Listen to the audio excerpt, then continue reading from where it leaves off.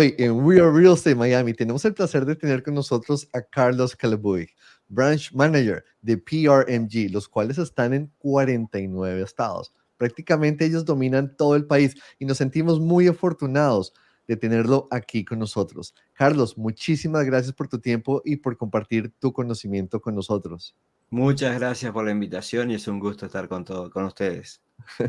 Gracias. Carlos, ¿es un banco hipotecario realmente una mejor opción que un banco tradicional para obtener un préstamo hipotecario, incluso si se tiene una larga relación con el banco, considerando que muchos clientes creen que el banco de toda su vida les ofrece un mejor servicio e interés en sus préstamos hipotecarios debido a su lealtad, por decirlo de esa manera? Sí, generalmente las personas, asocian que es donde tengo la cuenta y muchas de las cosas voy a poder resolver y no necesariamente funciona así. Pero además, una de las distinciones más importantes es que nosotros somos especialistas en préstamos hipotecarios. No tenemos otro tipo de productos como cuentas de banco, cajas de ahorro, tarjetas de crédito, préstamos personales, préstamos de autos o cualquier otro tipo de servicios. Y eso nos permite ser especialistas y específicos y obviamente, tener más cantidad de productos y soluciones también dentro de lo que es el préstamo hipotecario. Eso creo que es una de las distinciones más importantes. Yo siempre, lo explico un poco como que medicina general o cardiólogo y un poco esa es la referencia, ¿no? En el caso, si hablamos de préstamos hipotecarios, nosotros seríamos el cardiólogo de la situación, por decirlo de una manera. Claro. ¿Y qué ventajas específicas ofrece un banco hipotecario que lo hacen una mejor alternativa que cualquier banco tradicional? No solamente la agilidad del proceso, porque todos, obviamente, todos los integrantes del banco están pura y exclusivamente para ese tipo de producto, sino también lo que tiene que ver con términos, lo que tiene que ver con opciones de programas. Eso creo que es quizás una de las cosas más relevantes también. Existe gran cantidad de opciones que por ahí, si por ejemplo hablábamos de inversionistas extranjeros, quieren optar por un banco como Bank of America, Chase o Wells Fargo, ellos no, por ejemplo, no ofrecen el producto de préstamo para extranjeros. Entonces, automáticamente, eso ya es una enorme diferencia. Perfecto, Excelente, buenísimo. Carlos. Mira, Carlos, tú y yo que hemos trabajado ya antes y eres tan conocedor del mercado latinoamericano, que obviamente es un mercado que hace refugio de capital acá en la Florida. En tu opinión, cuéntanos cómo se afectan estos indicadores económicos en Estados Unidos en cuanto a la inflación, el desempleo y el cambio del dólar a la moneda suramericana. ¿Qué impacto ves tú que se está presentando en las economías latinoamericanas y más específicamente en la moneda? Yo creo que una de las distinciones más importantes, es un poco lo que es la estabilidad, en algún sentido, de Estados Unidos en muchos aspectos sociopolíticos y económicos. Y eso tiene gran repercusión después, obviamente, en lo que es real estate o bienes raíces. Entendamos que uno de los componentes más importantes de la inflación es el costo de vivienda. Y la inflación es algo que en Estados Unidos, y ahora una prueba, bastante real, estamos viviendo, de que el gobierno es una de las prioridades, mantener y controlar la política monetaria de forma de poder tener bajo control la inflación, que no se convierte en un problema, obviamente, cuando se pierde el control de la suba de precios. Y muchos países de Sudamérica viven esa realidad y genera demasiada inestabilidad, es muy difícil hacer planificaciones y demás. En cuanto al desempleo, el desempleo, obviamente que cuanto menos desempleo hay, mejor es, sobre todo si hablamos de los inversionistas extranjeros, porque es una forma de asegurar que obviamente hay más gente empleada y por lo tanto, todos estarían en condiciones de cubrir y pagar sin problema las rentas y los alquileres. Y en cuanto a lo que tiene que ver con la moneda, el dólar es la moneda fuerte, si lo comparamos obviamente en el escenario internacional, y eso definitivamente siempre oficia en cierta medida como garantía. Esos tres elementos, y hay algunos más que hay que tomar muy en cuenta también, más allá de estos tres que mencionamos, ¿no? Como por ejemplo puede ser la parte de población, donde Estados Unidos ahí es fuertísimo, en algún sentido, porque constantemente creciendo Y como al final del día, bienes raíces resuelve una de las dos necesidades más importantes de cualquier ser humano, que vamos a decir es alimento y vivienda es bienes raíces, digo, es un factor clave también a tener en cuenta. Claro, obviamente con todo este movimiento que está pasando en Sudamérica, cambios de presidentes, nuevas elecciones y unas tendencias políticas que pues tienden a ser más de izquierdistas, ¿cierto? Más populistas. Estamos viendo un auge bastante grande de inversionistas llegando a ser refugio de patrimonio masivo y lo vamos viendo de diferentes países, ¿no? Digamos que ese miedo a las estrategias políticas que se puedan seguir y las estrategias de gobierno regional han sido un fuerte impacto para el incremento de la finca raíz en el sur de la Florida. En tu opinión, ¿cómo los países podrían mitigar ese efecto negativo de esos indicadores en cuanto a la moneda latinoamericana? ¿Cómo sería una forma para una persona protegerse?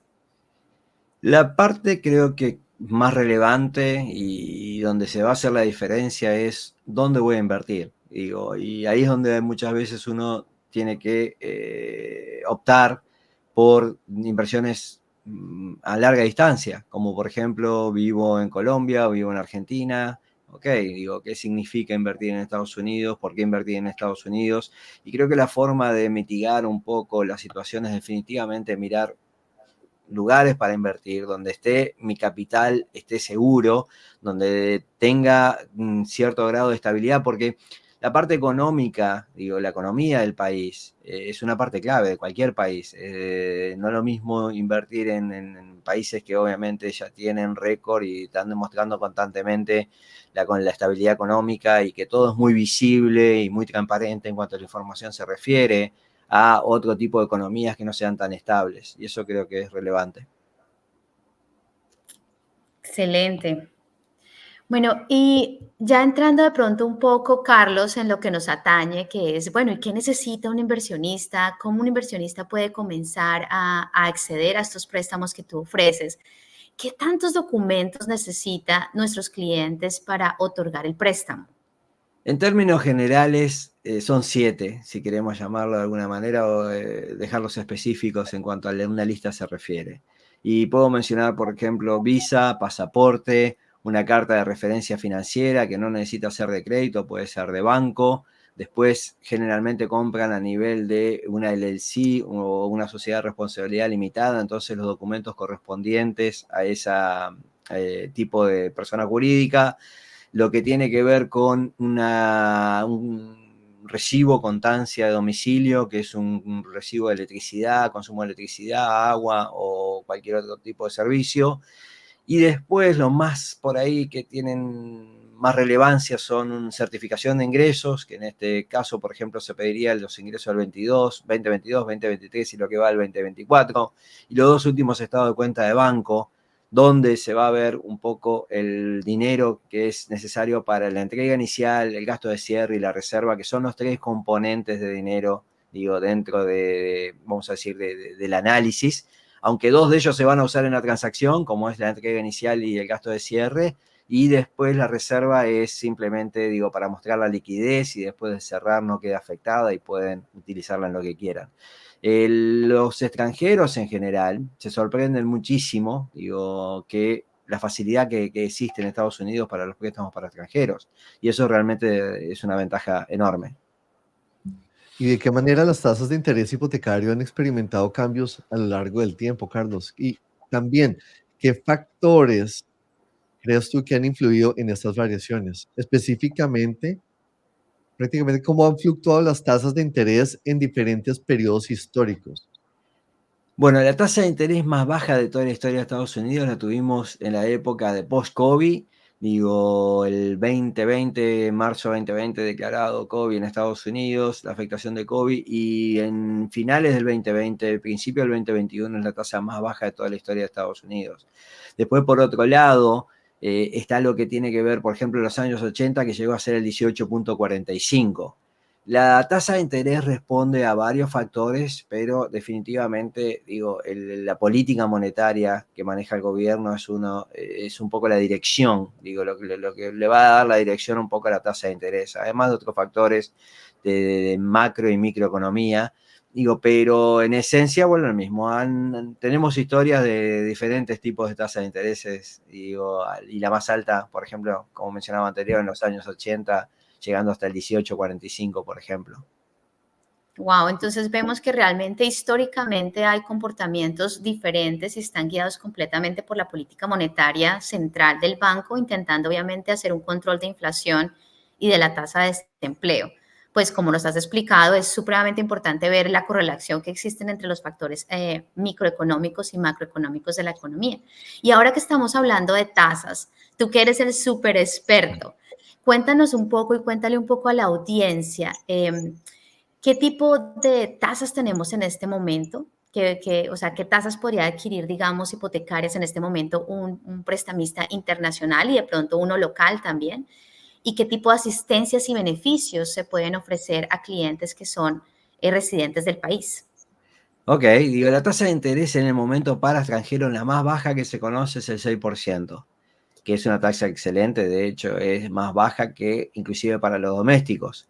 En el average, generalmente, digo, obviamente hay algunas particularidades y caso por caso para llegar a ese tipo de tasa de interés, pero la tasa de interés más promedio dentro de esa opción de programa, por ejemplo, se maneja entre 6,5 y 6,7, que sigue siendo fenomenal.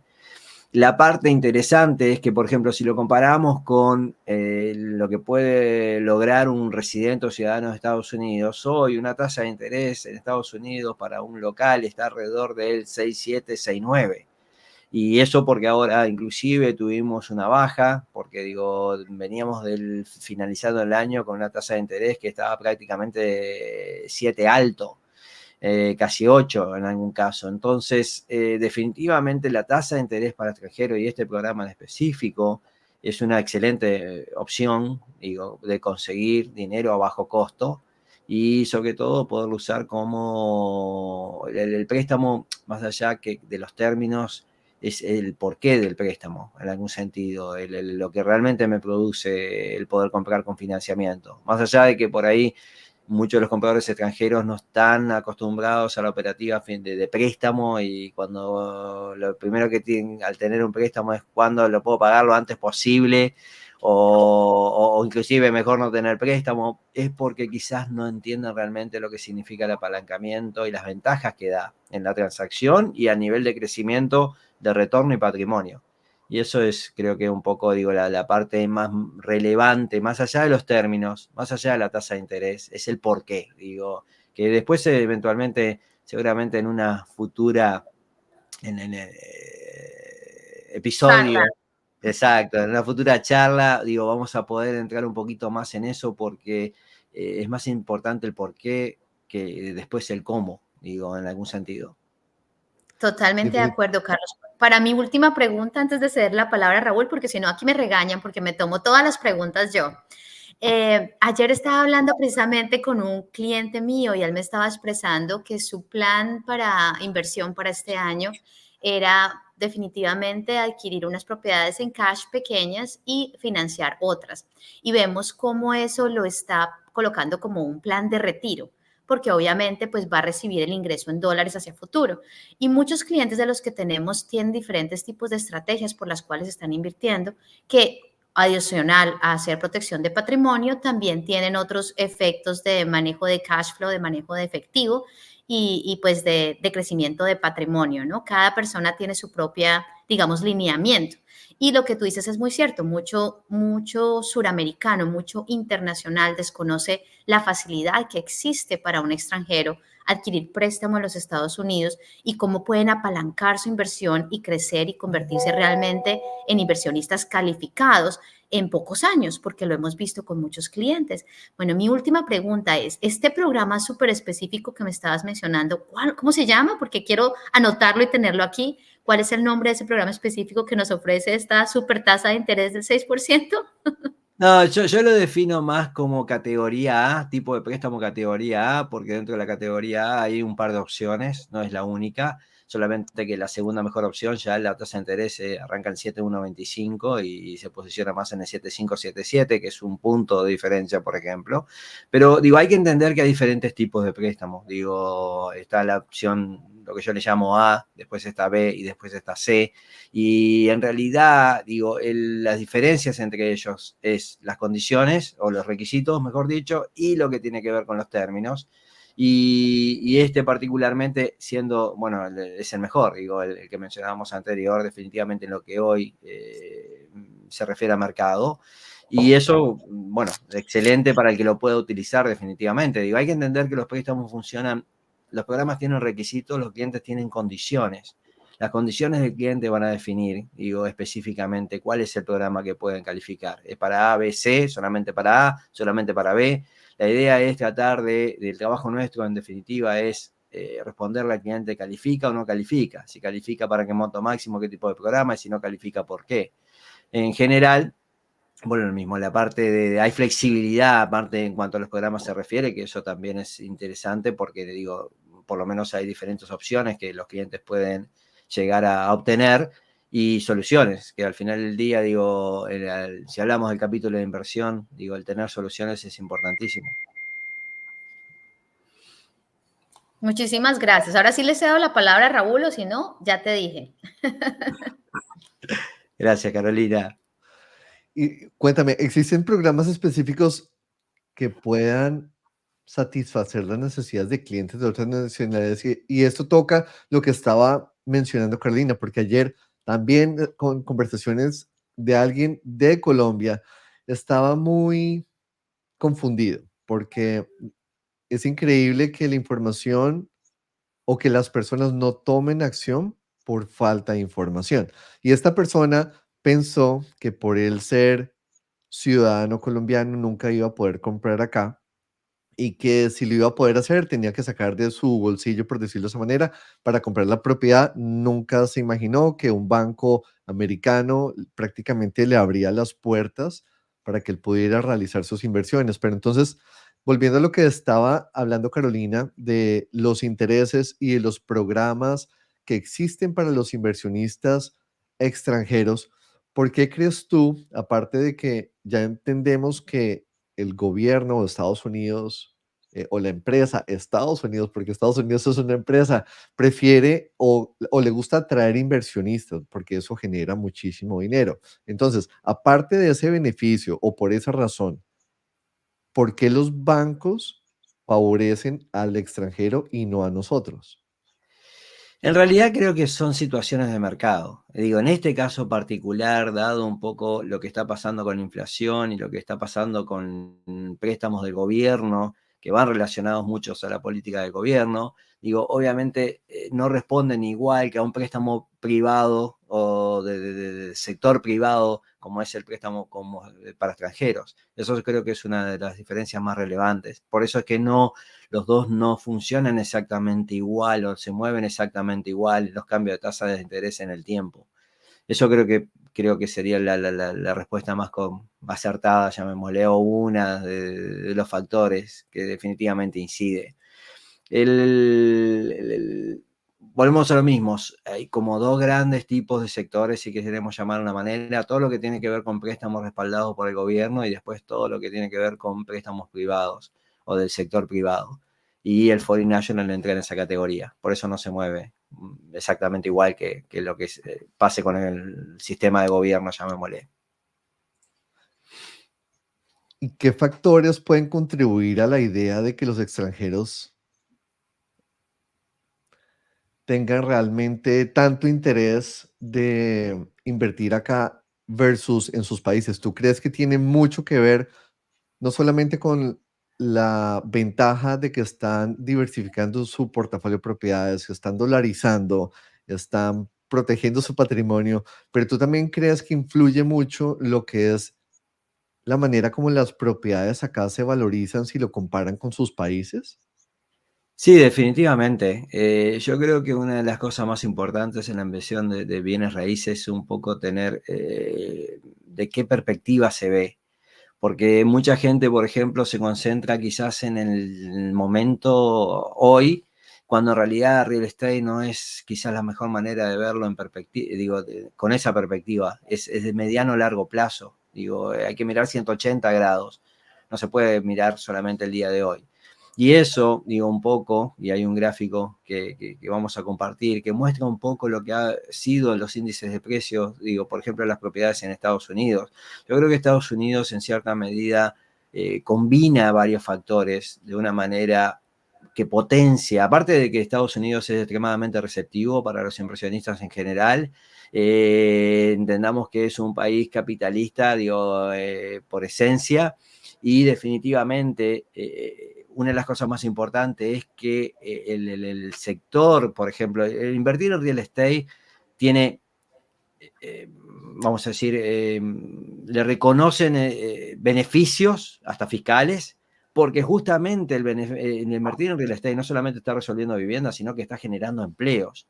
Y entonces el invertir en real estate, por punto de vista de los clientes, ya entran en esa categoría de excepciones especiales o bonificaciones a nivel fiscal, que es una ventaja definitivamente a sumar y a considerar. Pero además de eso, vuelvo a lo mismo, está la combinación de elementos, como lo que tiene que ver con población, como lo que tiene que ver con el hecho de la transparencia que hay en la información, la transparencia que hay en los datos, como por ejemplo muestra este gráfico claramente los índices de precios, digo, de lo que pasa con las propiedades y cómo se mueven en el tiempo. Y cuando uno básicamente tiene la posibilidad de analizar los últimos 60, 70, 80 años, es otra perspectiva, otra posibilidad de ver los números de la forma que realmente corresponde, digo, en real estate, que es de mediano a largo plazo. Real estate no necesariamente es un vehículo para hacer dinero de un día al otro. Digo, no se trata de medirle el tiempo al mercado, sino estar tiempo en el mercado. Son factores que hay que entender el tipo de activo y entendamos que el tipo de activo bienes raíces en Estados Unidos es el vehículo número 1 elegido por todos los americanos. Entonces, digo, tiene que haber un porqué de eso, ¿no? ¿Verdad? Digo, y tiene que ver mucho con todas las condiciones, los pros y también, ¿por qué no?, las contras, porque hay que entenderlas también, de lo que puede ser el activo llamado bienes raíces y cómo realmente funciona además en Estados Unidos. Esa es la parte que creo que el inversionista extranjero, digo, y constantemente nosotros estamos tratando de informar y educar, porque tienen que conocer un poco lo que representa y las ventajas que tiene, más allá de no solamente de lo económico, sino de lo punto de vista legal también. Digo, entendamos que ustedes son especialistas, digo, en esa materia mucho más que yo, pero por ejemplo, el alquilar una propiedad y después tener que sacar al inquilino porque no paga, por ejemplo, digo, esto es un trámite que acá fácilmente entre 2 y 3 meses máximo se resuelve. En nuestros países no necesariamente funciona ni parecido. Entonces hay varios factores que combinan.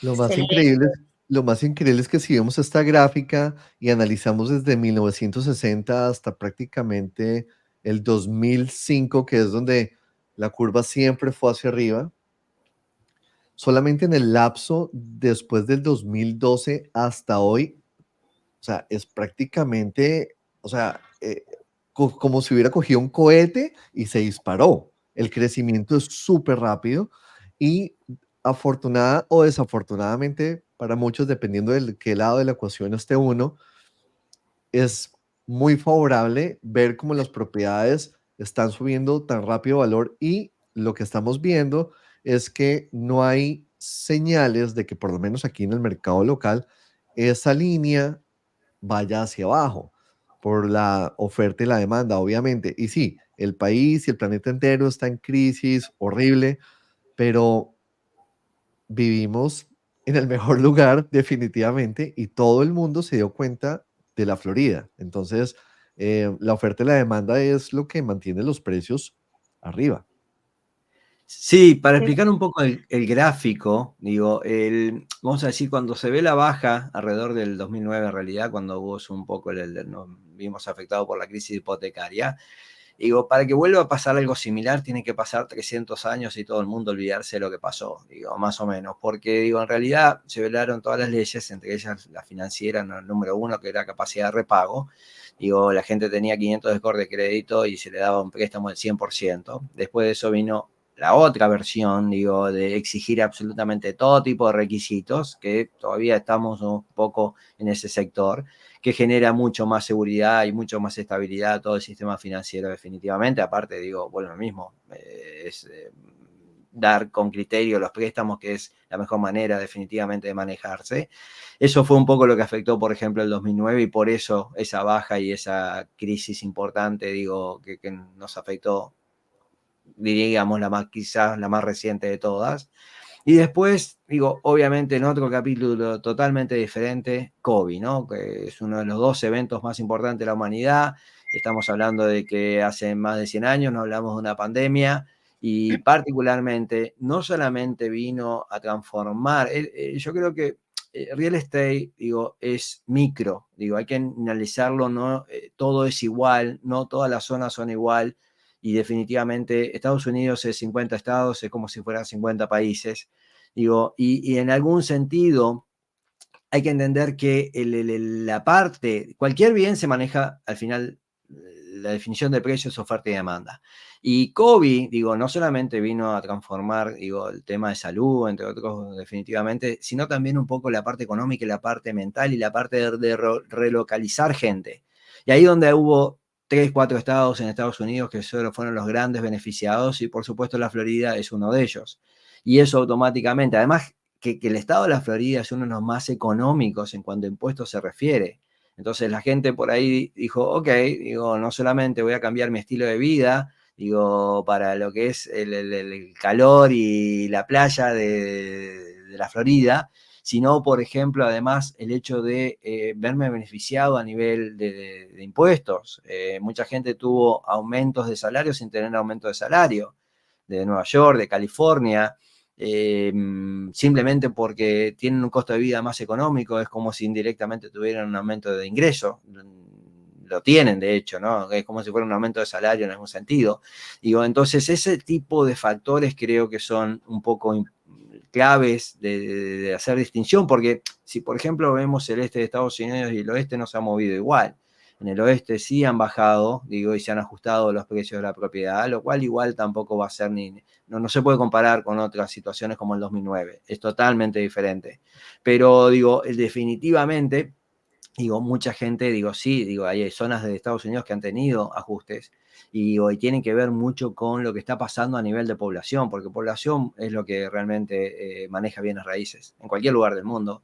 Digo, si no hay gente, ¿para qué va a haber casas, no? Digo, al final del día es la casa, soluciones de vivienda, una de las 2 necesidades más básicas de cualquier ser humano. Y eso creo que es un poco la parte relevante de por qué, digo, determinadas cosas pueden pasar en determinados lugares y por qué, por ejemplo, el estado de la Florida y el sur de la Florida, digo, se ve de otra, vamos a decir, está en alta demanda, lo dicen los indicadores de nuevas licencias otorgadas, de compañías de mudanza, digo, con el movimiento de la gente, obviamente, y eso creo que a Miami, digo, en algún sentido, hay un antes y un después de COVID. Digo, Miami siempre fue Miami, siempre fue reconocido internacionalmente, pero con COVID creo que es un poco más relevante. Y a eso después le agregamos eventos, ¿no? Digo, que están afectándonos positivamente, digo, en muchos aspectos y que también nos están poniendo todo el foco de atención en Miami. Y bueno, es un poco, hay una transformación, ha tenido años de transformación diferentes, pero este es muy singular definitivamente y por algo muy único que pasó, que es COVID.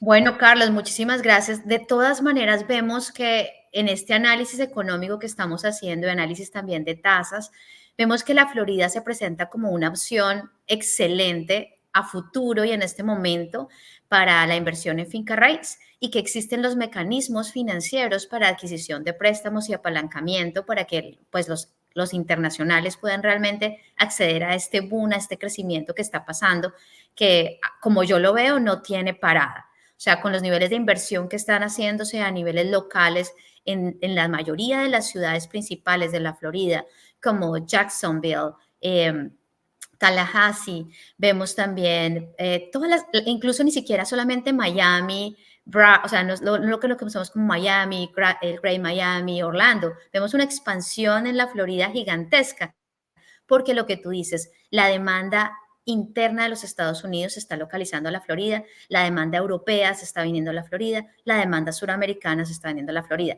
Conclusión, la Florida es the place to be.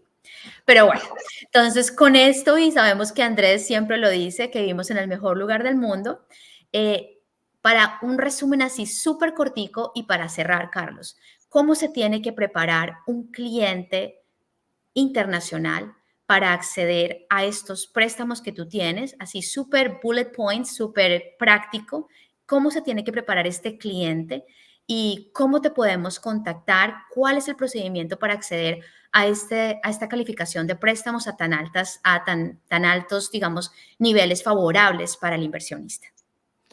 Generalmente el contacto es primero con el agente de bienes raíces, directamente con ustedes, y generalmente ustedes lo refieren al especialista de préstamos hipotecarios. En ese momento lo que vamos a hacer es tratar de establecer una conversación rápida, digo, a través de WhatsApp generalmente, que nos va a permitir, digo, revisar. No conozco dos clientes iguales con mismas condiciones en mis 26 años de carrera, entonces nos va a permitir revisar las condiciones del cliente, además los objetivos que tiene, y de esa manera rápidamente, digo, ver cuáles son los caminos. Le tomamos información básica telefónica, le mandamos un email con lo que se necesita. Como mencionaba anterior, son documentos súper simples y bastante básicos. Y una vez que tengamos los documentos, obviamente va a estar completo como para poder manejar el trámite de la búsqueda y comprar y precalificarse primero y después salir a buscar la propiedad. Digo, siempre va a ser el sistema. Y para nosotros, bueno, lo mismo, es solamente tan fácil como una breve comunicación a través de WhatsApp. Digo, y para comunicarse conmigo, generalmente digo, bueno, mi número directo es el 1-786-217-3618, que es directamente el número de contacto de WhatsApp. Y con eso, digo, es un poco el cómo lo podemos manejar de manera súper simple. Ya para finalizar, Carlos, muchísimas gracias por todo tu tiempo. Sabemos que nuestra agenda y la tuya son una locura y nos encantaría podernos quedar aquí contigo todo el día. Sin embargo, sabemos que contamos con tu apoyo y que pronto estarás de regreso con nosotros. ¿Es verdad? Claro que sí, claro que sí. Estoy para ayudar en todo lo que necesiten y ayudar a los clientes. Digo, la parte importante es que tenemos, digo, la carrera nuestra, digo, es en cierta medida una bendición, porque, digo, cuando hablamos de inversionistas, el más beneficiado, obviamente, es el inversionista en toda esta parte del sistema de apalancamiento, compra de propiedades en Estados Unidos. Y nosotros, felizmente, estamos en esa parte del proceso de colaborar justamente con el que tiene más beneficio y es la parte más importante, llamémosle, de la transacción y del proceso que es el cliente al final del día. Así que estamos para ayudarlos a todos definitivamente. Una vez más, repite tu teléfono, porfa. Sí, 1-786-217-3618.